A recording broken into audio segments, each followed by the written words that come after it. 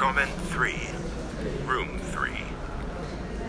The Sienese 14th century room houses a small but exceptionally fine collection of panel paintings illustrating the very high standard achieved in painting in this Tuscan city.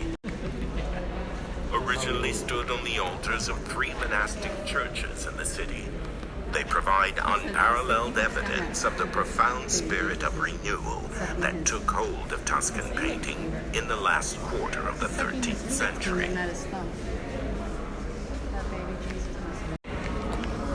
It was Florence's bitter rival for so many years. Siena was an important staging post on the Via Francigena, the pilgrim road from northern Europe to Rome. Thanks to the endless flow of travelers and to the city's ties with northern Europe, Sienese art forged far closer links with the Gothic culture flowering north of the Alps than it did with the culture of Florence, developing a tendency that we can already detect in Duccio's painting. The taste for color and the dominant value assigned to outline were to remain distinctive features of this school of painting well into the 14th century. This room hosts work from the Siena area. One of the most outstanding paintings is the Annunciation by Simone Martini, an extremely sophisticated interpreter of Sienese Gothic art, a school which he also represented at the Angevin court in Naples and at the Papal court in Avignon. So Mama is Virgin Mary. Oh.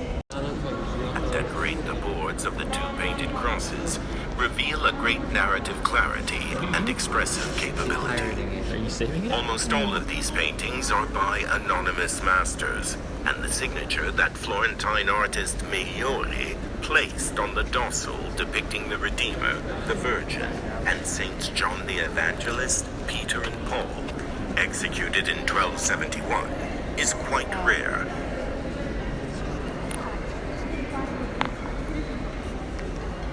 Comment 2. Room 2. You are now in Room 2, a room devoted to 13th century painting and the work of Giotto. The mood of the room is deliberately austere, echoing the medieval churches of Tuscany, for which most of the works of art on display were originally made. Designed by Michelucci, Scarpa, and Gardella, 3 of Italy's leading 20th century architects, this room is unanimously considered to mark a turning point in the history of modern museum design. The 3 splendid maestà on gold grounds on the walls of this room.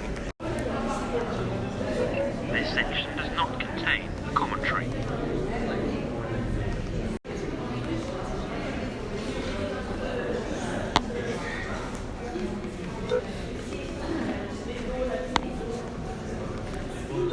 This section does not contain the commentary.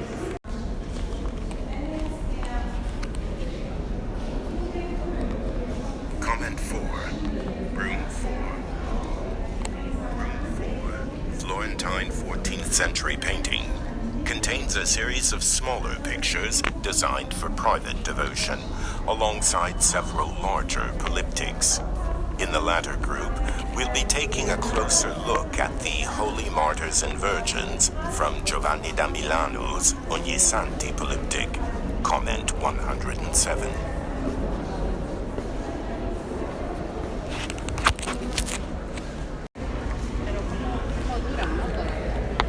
Uh-huh. Comment 5. Room 5, 6. This room, numbered 5 and 6, contains several masterpieces of the international Gothic style, a European trend in vogue between the end of the 14th century and the first half of the 15th. Developing draftsmanship in the decorative sense, it tended to emphasize the aspects of pomp and pageantry associated with the art of the courts of Christendom and of the Italian principalities, although it also took a fresh look at nature, which it portrays in meticulous and highly ornate detail.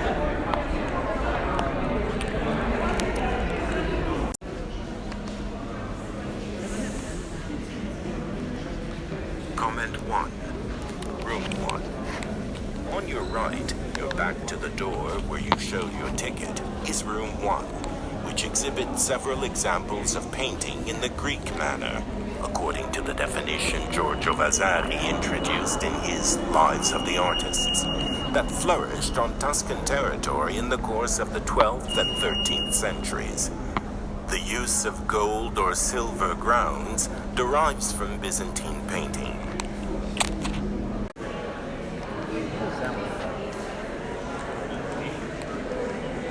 Comment 9. Room 9. This room, redesigned in 2007, houses the works of two brothers, Antonio and Piero del Pollaiolo, whose careers mark a crucial moment in the context of relations between Italian and Flemish art in the 15th century. The large altarpiece with Saints Vincent, James, and Eustace, painted for the Cardinal of Portugal's chapel in the Basilica of San Miniato al Monte in Florence, reveals the exquisite painterly values of Piero del Pollaiolo, who also plays a role of crucial importance in the history of 15th century portraiture by virtue of his portrait of Duke Galeazzo Maria Sforza, Milan, which he painted when the Duke visited Florence in 1471.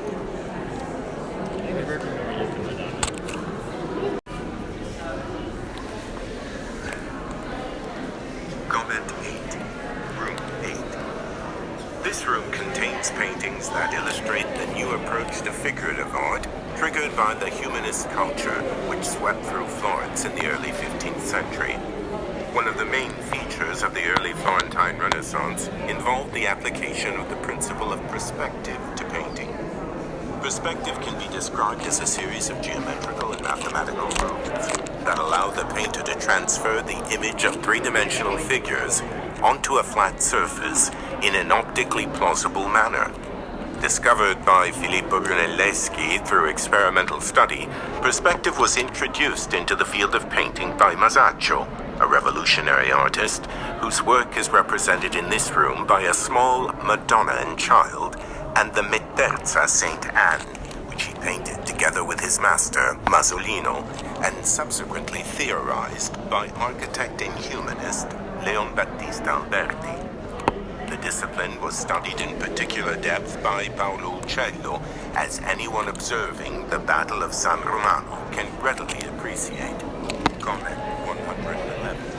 The main group of paintings in this room is by Filippo Lippi, a monk who grew up in the Carmelite convent in Florence.